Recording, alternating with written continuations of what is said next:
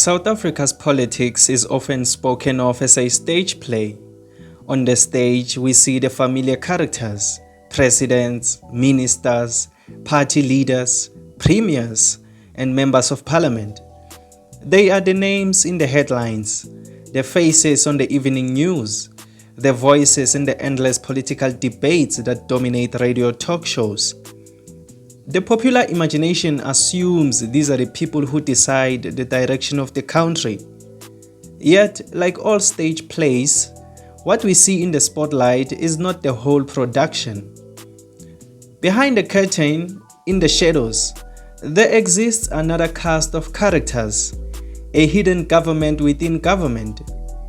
These are the advisors, the special envoys, the consultants, the fixers, the policy drafters, the spin doctors, the unelected figures who shape South African politics in ways far more powerful than most citizens will ever realize.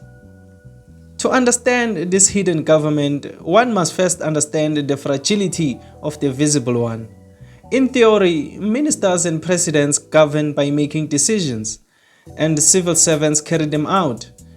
In practice, South Africa's state machinery has been weakened to the point of dysfunction. Years of corrupt cadre deployment, political purges, and corruption scandals have hollowed out institutions. I'm talking about institutions that once held technical expertise and continuity. Many departments today are shells of what they were intended to be, filled with loyalists rather than specialists. In that vacuum of competence, the advisor becomes indispensable. Advisors exist everywhere, of course. In the United States, presidents are surrounded by chiefs of staff, policy directors, and cabinet advisors. In Britain, ministers are guided by civil servants and political aides. The difference in South Africa is that the state itself has been eroded, leaving advisors not as supporters of the elected officials, but as substitutes for them. Ministers who lack technical knowledge lean entirely on these unelected figures. Decisions worth billions are drafted, reviewed, and steered not by the public representatives themselves, but by the advisors who whisper in their ears. This reliance on unelected voices has a long history. When South Africa transitioned into democracy in 1994, the incoming ANC government inherited a state that was both efficient and tainted. The apartheid bureaucracy was highly skilled in administration but carried no legitimacy in the eyes of the majority. To govern effectively, the ANC leaned on a combination of loyal cadres and trusted advisors who could bridge the worlds of activism and governance.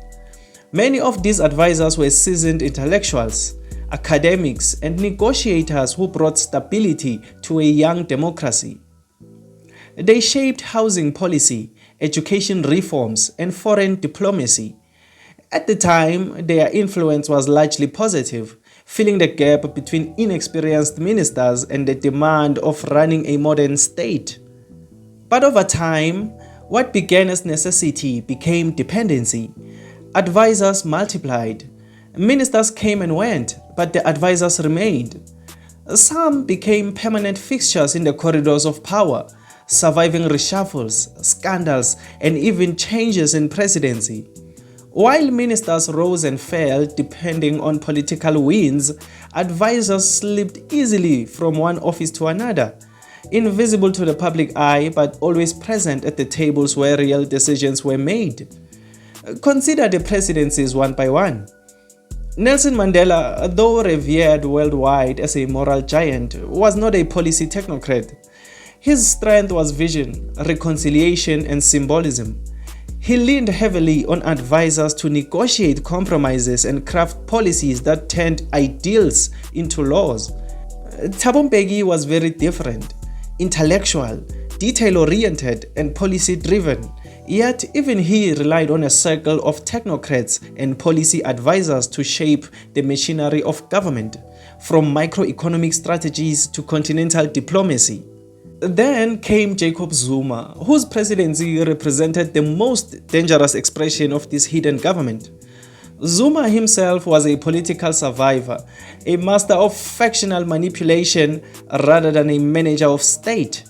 Around him grew an entire ecosystem of advisors, many of whom were not advisors in the traditional sense, but enablers of corruption. It was in this period that the line between advisor and fixer collapsed. Advisors became conduits for business interests, lobbyists in disguise, architects of state capture. Some were deployed to ministries to draft tenders favoring private companies. Others managed political strategies designed to weaken accountability institutions. The shadow government metastasized, turning into a parallel state that served not the people but private networks of wealth and power. Cyril Ramaphosa promised renewal and reform, yet his presidency too has been defined by the influence of advisors. His reliance on special envoys and committees has been striking. For every crisis, there is a new advisory panel, a new commission, a new envoy. Many of these advisors are drawn from elite business or political circles. They shape not just policy but public messaging, feeding Ramaphosa words designed to strike the right balance between reassurance and delay. Citizens hear the president speak of reform, but the words were often crafted in boardrooms by unelected communicators. This raises an uncomfortable truth. Many ministers are simply not the authors of the policies they defend. When they stand at press conferences fumbling through technical questions, it becomes painfully obvious. The policies, the strategies, the documents, these were drafted elsewhere. The minister is merely the face, the actor on stage. The advisor is the scriptwriter, hidden behind the curtain. This shadow government thrives because it operates without accountability. Advisors are not elected, they do not face parliament. They do not answer to voters. Their contracts are often hidden, their mandates vague, their power informal yet immense. A minister can fall from grace, voted out or reshuffled, but the advisor can slip into another office, another ministry, another faction. Their careers outlast politicians. The most alarming aspect is the way advisors blur the line between public service and private interest. Many advisors come from consultancy firms or law practices. They arrive with their own networks, their own clients, their own financial interests. Some play double roles, serving the public on paper but serving private corporations in practice. I think we all know who those are. Others are effectively lobbyists, embedded in ministries under the title of advisor, while quietly shaping policies that benefit industries or foreign partners. This quiet infiltration has turned government into a marketplace. Gaining access to a minister may be difficult, but gaining access to the minister's advisor is often easier and just as effective. And so, advisors become the conduits of influence, deciding which ideas land on the minister's desk and which do not. In this way, the hidden government becomes the filter through which the visible government sees the world. For ordinary South Africans, the cost of this invisible power is staggering. When housing projects collapse due to corrupt tenders, it is often advisors who designed the contracts. When legislation is riddled with loopholes, it is advisors who wrote them, ensuring that powerful interests remain shielded. When communities wait for years for basic services while billions vanish, it is often because advisors orchestrated the networks of patronage that siphoned funds away. And yet, because they are invisible, they escape scrutiny. Newspapers name ministers, opposition parties attack presidents, but the advisors remain unnamed. They slip quietly out of view, moving on to the next role, the next Patreon, the next government contract. They are the ghosts of South African politics, always present but never seen. There are, of course, advisors who serve with integrity. Some are brilliant policy thinkers who have kept the state afloat despite the incompetence of those they serve. Many of the progressive social policies of post-apartheid South Africa, from child grants to gender rights, were crafted with the help of skilled advisors who believed deeply in service. But the problem lies in opacity. In a democracy, advisors should strengthen governance, not replace it. In South Africa, they have become substitutes, shielded from accountability yet central to decision-making. This raises profound questions about the nature of democracy itself. Democracy rests on the principle that citizens elect leaders who make decisions on their behalf.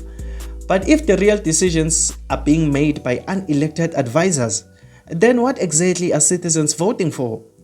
If the whisper in the minister's ear carries more weight than the ballot in the voter's hand, then democracy becomes a performance, not a reality.